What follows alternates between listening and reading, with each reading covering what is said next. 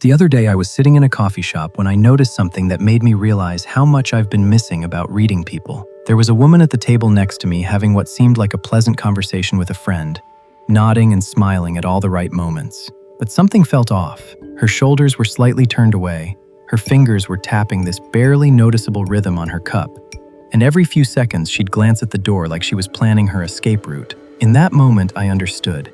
The ability to read people isn't about complex psychology or memorized tricks. It's about noticing these tiny inconsistencies between what people say and what their bodies are actually telling them. That realization has completely changed how I navigate every conversation, meeting, and relationship in my life. So after that coffee shop moment, I started paying attention to these subtle patterns everywhere I went. The first thing I learned is that people's baseline behavior tells you everything. I remember watching my coworker during our weekly team meetings.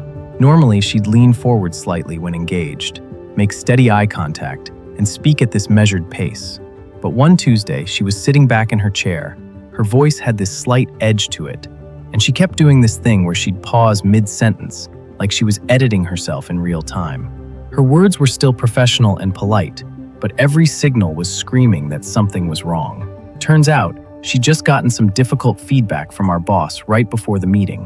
When you know someone's baseline, any shift from it becomes impossible to miss. The second pattern I noticed is what I call emotional leakage. Those tiny moments when someone's real feelings slip through their composed exterior. It's like watching someone try to hold water in cupped hands. No matter how careful they are, something always drips through.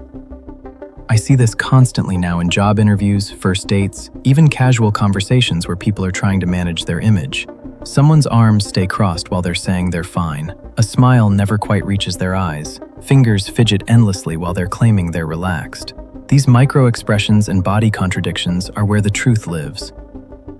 The third technique that's been game-changing for me is listening for verbal hesitations and watching for timing mismatches. When someone's mouth says yes, but takes just a half second too long to respond, when they nod enthusiastically but their shoulders stay tense, when they laugh but it comes a beat after the punchline, these tiny delays reveal the internal debate happening between what they think they should say and what they actually feel.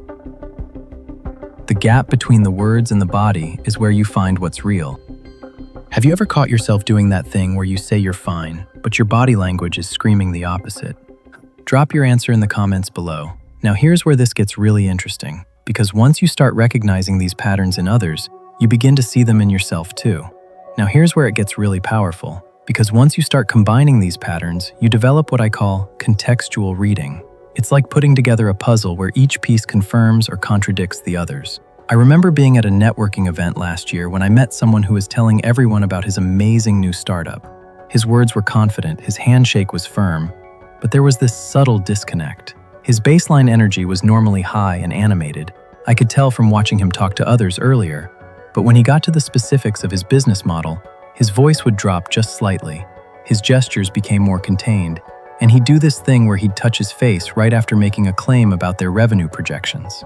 The individual signals might have been subtle, but together they painted a clear picture of someone who wasn't entirely confident in what they were saying. The real power comes from what I call cluster reading, looking for groups of signals that all point in the same direction, rather than fixating on single gestures.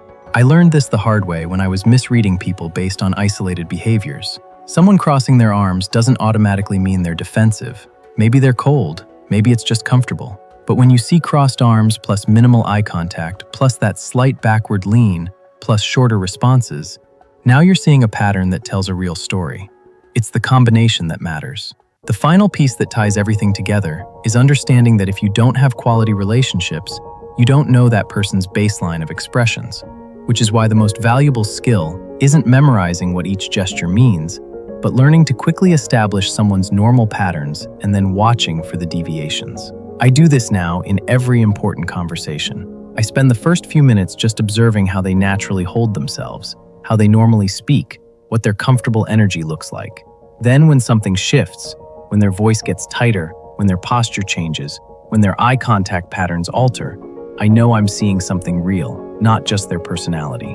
What's fascinating is how this awareness has made me more conscious of my own signals too. I catch myself now when my words say one thing, but my body is broadcasting something completely different. And honestly, That self-awareness has been just as valuable as being able to read others. Because authentic communication starts with understanding the messages you're actually sending, not just the ones you think you are. Start reading people now. Trust me, once you notice these patterns, every conversation becomes different.